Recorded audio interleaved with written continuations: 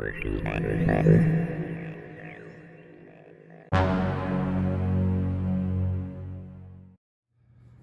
right, everybody, let's talk shooting in Fistful of Lead. It's actually very easy.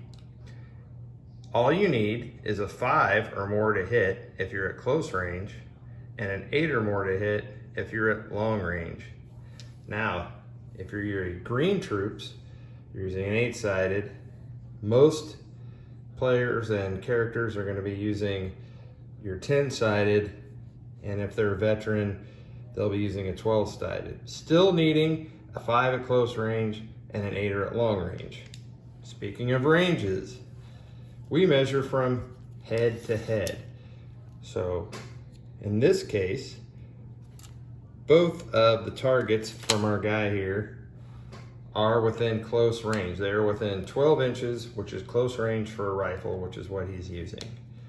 So if this guy was out in the open, all you would need is a 5 or more. But he is behind hard cover. Why is it hard cover? Well, because we're considering that bullets can't pass through it, and he is right up against it. So to get the benefit from hard cover, you have to be in contact with hard cover. So our guy up here on the building, he is in hard cover. Our guy here behind the wall is also in hard cover. Now, I know you're gonna say, well, you could see a lot of this guy sticking out from underneath over the top of the wall, but our little metal figures here can't crouch and take different shapes. They're stuck with the way they're sculpted, but on the tabletop, they would definitely be hiding using that wall for cover.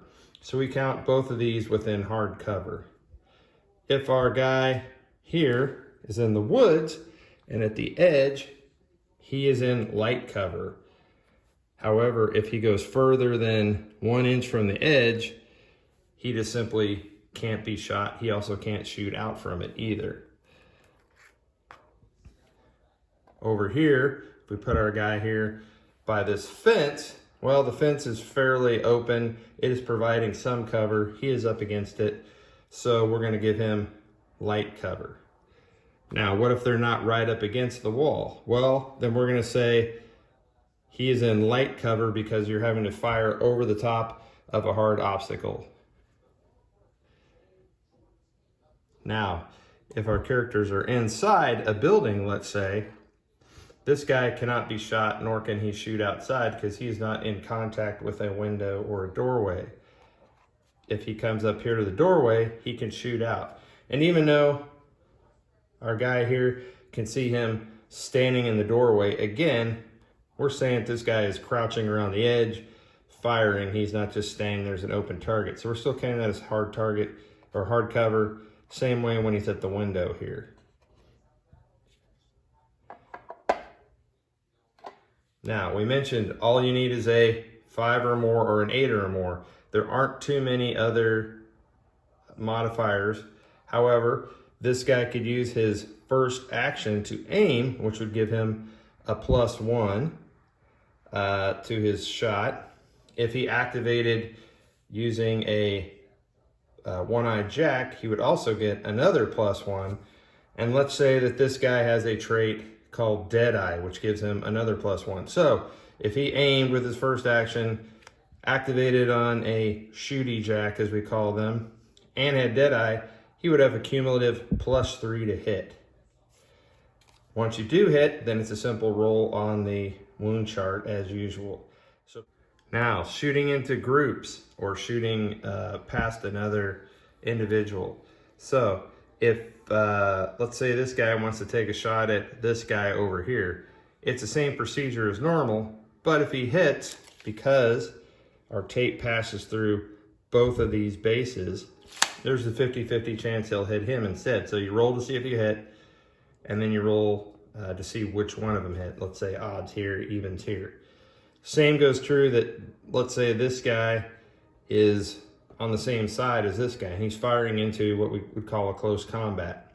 Same thing, you roll to hit. If you do hit, then you find out which one of them actually hit.